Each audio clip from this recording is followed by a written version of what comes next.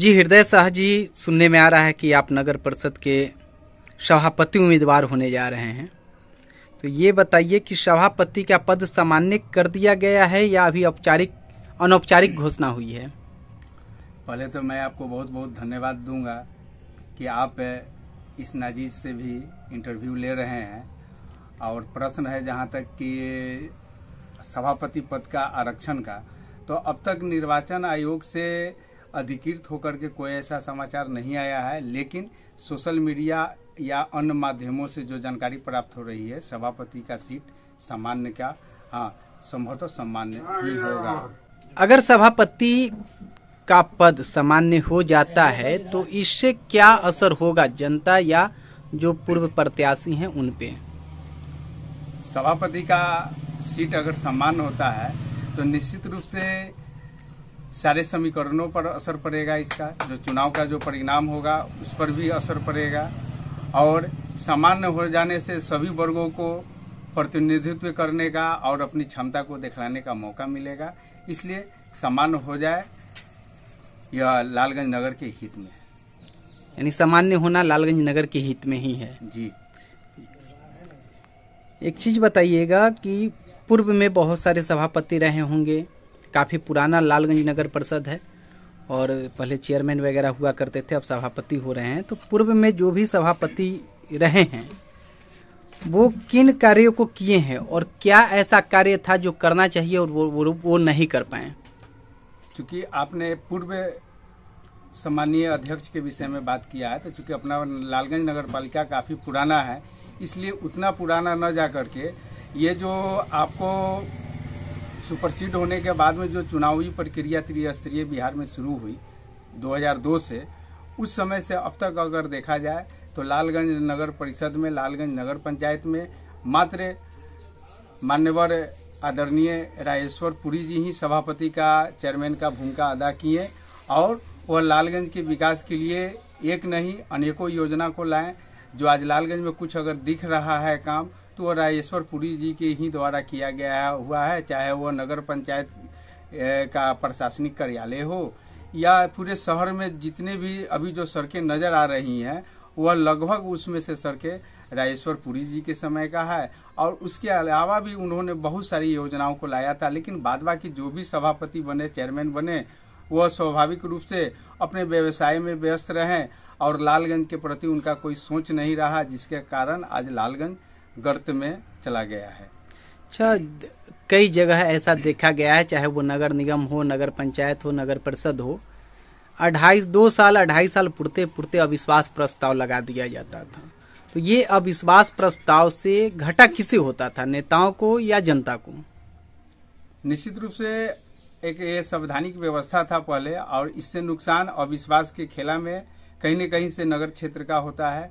चूंकि विकास कार्य बाधित होता है, गुटबाजी हो जाता है पार्षदों का, जिसके कारण बोर्ड के बैठकों में भी बहुत सारा प्रस्ताव पारित नहीं हो पाता है जो जनहित का कार्य होता है, और अविश्वास के कारण हमेशा संशय की स्थिति बना हुआ रहता था, जिसके कारण भी विकास कार्य बाधित होता था। ये बहुत अच्छा हुआ कि सरकार ने प्रत्यक्ष सभापति, उप सभापति के चुनाव का निर्णय लिया है। आप 2 बार पार्षद रह चुके हैं 2 अलग अलग क्षेत्रों से।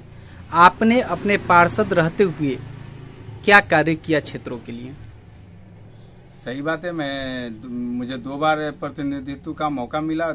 सन 2012 में वार्ड संख्या 5 का मैं वार्ड पार्षद था, और वार्ड संख्या 5 में मैंने लगभग सभी गलियों मार्गों का निर्माण कराया, और 1 इंच ठेठ भाषा में कहा जाए तो मैंने कहीं भी कच्ची नहीं छोड़ा, तमाम चीजों को बनाया।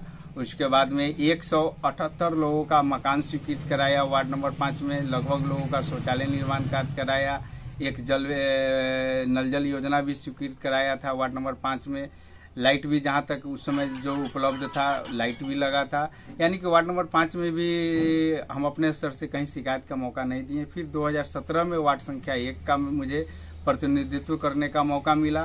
तो वार्ड संख्या 1 की जहां तक बात है, तो यह नगर क्षेत्र में सबसे पिछड़ा हुआ वार्ड है विकास के दृष्टिकोण से, और यहाँ पर व्यापक काम की आवश्यकता था और है भी।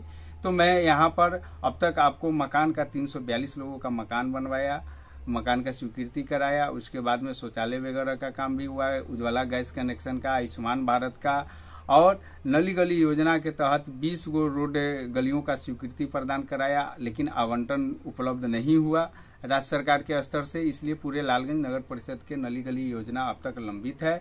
नल जल में भी मैं 2 मशीन अधिस्थापित कराया, और पूरे 1900 वार्ड में अगर सबसे ज्यादा पावर का मशीन 500 कनेक्शन का है तो वार्ड संख्या 1 में ही है। अगर पूरे शहर में कहीं पे सामुदायिक शौचालय का निर्माण हुआ, ऐसे 3 साल पूर्व मैंने वार्ड संख्या 1 में कराया, जो पुराना वार्ड है लालगंज नगर परिषद का, 2 मंजिला, 12 सीट ऊपर 12 सीट नीचे, उसका भी निर्माण कराया। और पूरा ग्राफ इस तरह से तैयार किया कि नगर परिषद का जो वार्ड संख्या 1 है पुराना, अब वर्तमान नया में 8 हो जाएगा। बिल्कुल वह दिखे और समझ में आवे कि यह नगर क्षेत्र है, नहीं तो ऐसे देखने में ग्रामीण क्षेत्र जैसा ही लगता था। आप सभापति के भावी उम्मीदवार हैं, आप एक चीज बताइएगा कि जनता आपको किस आधार पे वोट देगा? बहुत अच्छा प्रश्न है, इस प्रश्न के लिए भी धन्यवाद। और जनता निश्चित रूप से हमें आपके चैनल मेट्रो बिहार के माध्यम से पूरे नगरवासी से, पूरे नगर के सम्मानीय नागरिक से आवेदन करेंगे, निवेदन करेंगे कि आप मुझसे भी प्रश्न करें और सभी प्रत्याशियों से प्रश्न करें कि आखिर आप सभापति का चुनाव क्यों लड़ रहे हैं, अब तक आपने किया क्या, भविष्य की क्या योजना है। तो रहा बात मेरी, तो मैं सन 2002 से लालगंज को अनुमंडल बनाओ संघर्ष समिति बना करके एक बार नहीं 5-7 बार लालगंज, गांधी चौक, तिनपुलवा या अन्य जगहों पर धरना का भी आयोजन किया, उपवास का भी आयोजन किया, हस्ताक्षर अभियान का आयोजन किया, और इन सब चीजों को लेकर के उप मुख्यमंत्री जी, मंत्री महोदय सब लोगों के पास मिला, अनुमंडल के लिए, बारवे घाट पुल के लिए। और इस साल 2022 में मैं एक बड़ा महत्वपूर्ण विषय को लेकर के आगे बढ़ा हूँ कि लालगंज को रेलवे रैक पॉइंट बनाया जाए, क्योंकि लालगंज का व्यापारिक इतिहास 200 साल से भी पुराना है, काफी प्रगाढ़ रहा है, काफी समृद्ध इतिहास रहा है लालगंज का व्यापारिक इतिहास जो है। तो रैक पॉइंट अगर बनता है लालगंज में तो इससे हजारों लोगों को रोजगार का भी अवसर पैदा होगा, और आपको स्टेशन से लेके कुछ देर तक जो जमीन खाली पड़ा हुआ है उस सब में गोदाम भी होगा, जिससे आय का स्रोत भी बढ़ेगा। इसके साथ साथ मैं लालगंज को रामायण सर्किट, वॉल्ट सर्किट और सिख सर्किट से भी जोड़ने का अथक प्रयास हमेशा करते रहा हूं।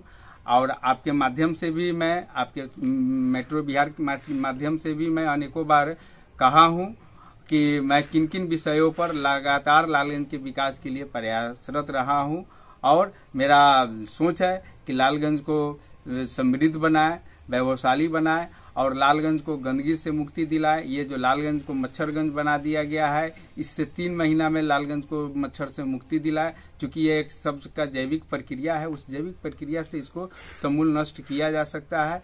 तो इन सब आधारों पर मैंने जो पूर्व से प्रयास करते आया, और आगे का जो मेरा घोषणा पत्र भी है, 16 बिंदुओं पर का घोषणा पत्र है, जिसमें लगभग नगर के जो जितने भी महत्वपूर्ण विषय है, सब विषयों को लेकर के मैंने घोषणा पत्र भी तैयार किया है, जो कि जगह जगह मैं मौखिक इसका विस्तार पूर्वक चर्चा करते रहता हूं, और इन्हीं आधारों पर मैं नगर परिषद सभापति का अध्यक्ष के लिए प्रयास कर रहा हूं। अपना एक बार परिचय दे दीजिएगा।